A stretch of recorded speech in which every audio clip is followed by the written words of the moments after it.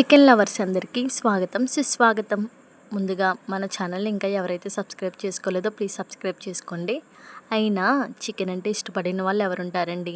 మనలో కనీసం 60%కి చికెన్ అంటే చాలా ఇష్టం. ప్లీజ్ చికెన్ లవర్స్ ఎవరైతే ఉన్నారో ప్లీజ్ కామెంట్ చేయండి. అలాగే చికెన్తో చికెన్ ఫ్రై చాలా క్రిస్పీగా చాలా క్రంచీగా ఎలా చేయాలో చూసేద్దామా? ముందుగా మన ఛానల్ని ఇంకా ఎవరైతే సబ్స్క్రైబ్ చేసుకోలేదో ప్లీజ్ సబ్స్క్రైబ్ చేసుకోండి. అలాగే మన వీడియోస్ చాలామంది చూస్తున్నారు కానీ లైక్ చేయట్లేదు. ప్లీజ్ లైక్ చేసి అండ్ సబ్స్క్రైబ్ కూడా చేసుకోండి ప్లీజ్ అండి. ఇప్పుడు చికెన్ ఫ్రై ఎలా చేయాలో చూసేద్దామా?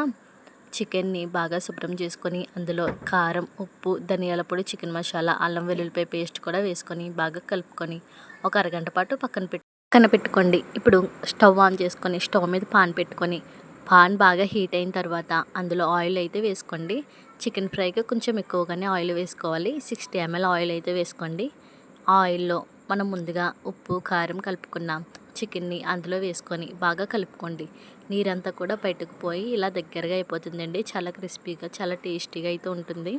ఇప్పుడు ఈ ఫ్రై అయిపోయిన చికెన్ అంతా కూడా ఓ ప్లేట్లో తీసుకోండి. అదే పాన్లో ఇంకొంచెం ఆయిల్ వేసుకొని ఉల్లిపాయ ముక్కలు బాగా ఫ్రై చేసుకోండి.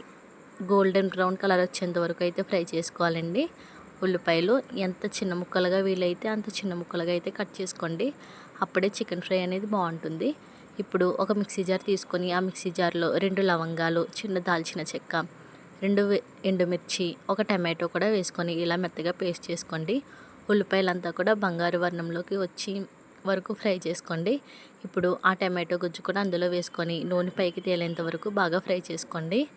ఇప్పుడు అందులో కారం, కొంచెం ఉప్పు వేసుకొని బాగా కలుపుకోండి. గరం మసాలా కూడా వేసుకోండి, టేస్ట్ ఇంకా బాగుంటుంది.